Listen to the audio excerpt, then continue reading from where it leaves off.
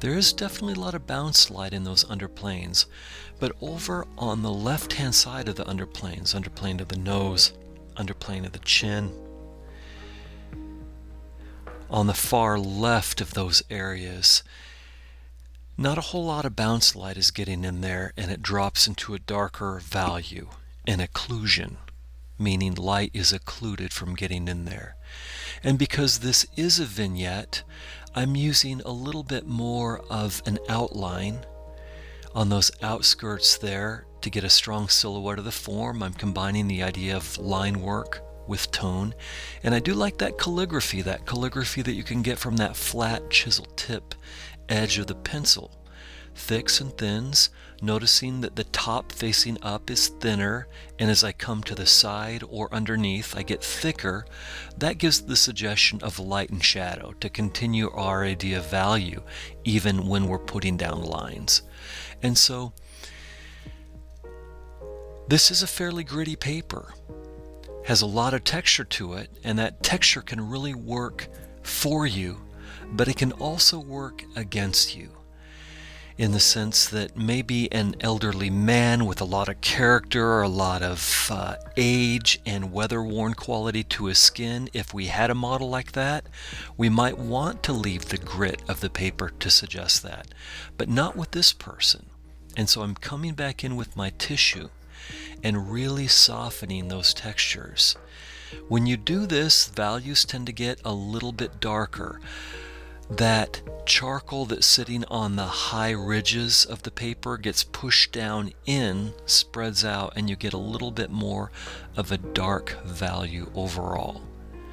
So that blending here is bringing me back to a more accurate quality of her skin.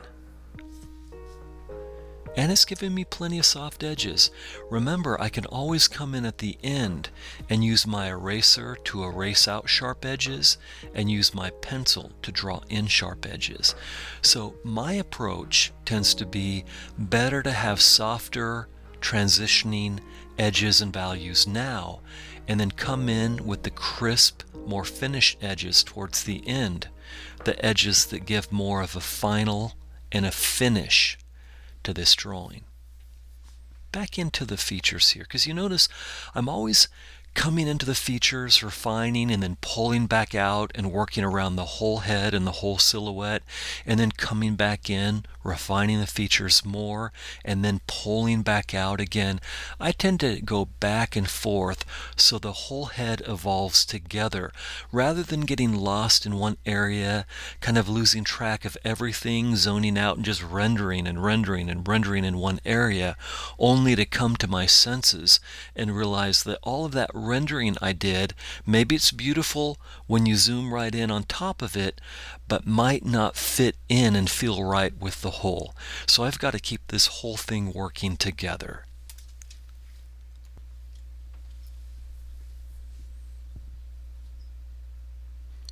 So remember, as we're making those decisions about how we're rendering and where we're rendering and how much and where, our decisions are based on what we find interesting about the model and what is simple and clear about the way that the light and shadow reads.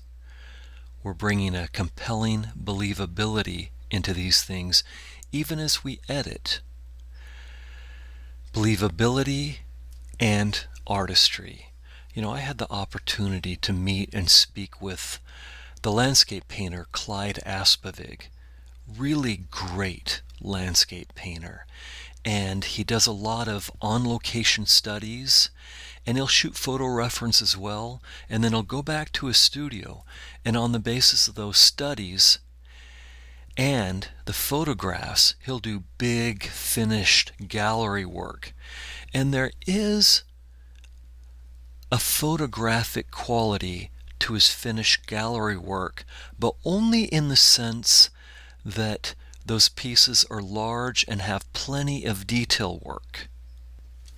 But they're not photographic in a way that makes them more meaningful than a photo is, because a photo is random, the randomness of what's really there. Now, what's really there may be absolutely wonderful, but there'll also be textures and tones that will go against the form and lead to some confusion. There'll be a few distractions, or maybe there was something special about the landscape that the artist really admired and appreciated, and there's something in there that might take away from that, or at least take away from how the artist felt about that location. The artist might have felt very serene about the location, and there could be just some kind of accidental halfway fallen tree at a strong diagonal that adds a line of action in the landscape that the artist chooses to leave out because for the viewer, it takes away from the sense of serenity that the artist has chosen to try and convey. And so decisions are made about what's put in and what is edited out. And so as I had the chance to meet this artist and hear what he had to say about his approach, even for very refined, detailed, polished work, he said, I design and edit, design and edit, design and edit. And that is, it's appreciated. It's something that I really appreciated about his work and about his approach. And even though that was a landscape and this is a portrait, I think the same kind of concept here is completely applicable. We've made some decisions about what's interesting about this model, the strong lighting, the massing of the light and the shadow, and the way that that strong lighting gives a real luminosity to her hair. So we have centered our approach and our technique around that. And I keep talking about formulas. I'm always talking about watch out for formulas, because a formula means you approach everything the same way, as we often say in the class here.